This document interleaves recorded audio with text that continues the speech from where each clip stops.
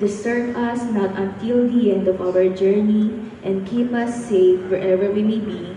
Amen. Prayer to Our Lady.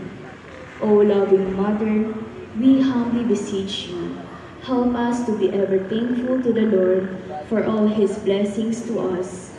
Through your grace and mercy, watch over all travelers, especially those traveling overseas, that may they reach their destination safely. Guide us and lead us also in our journey through life, amidst the many temptations and dangers we face in the voyage of our lives. Grant us strength and courage to always follow the path of your beloved Son, Jesus.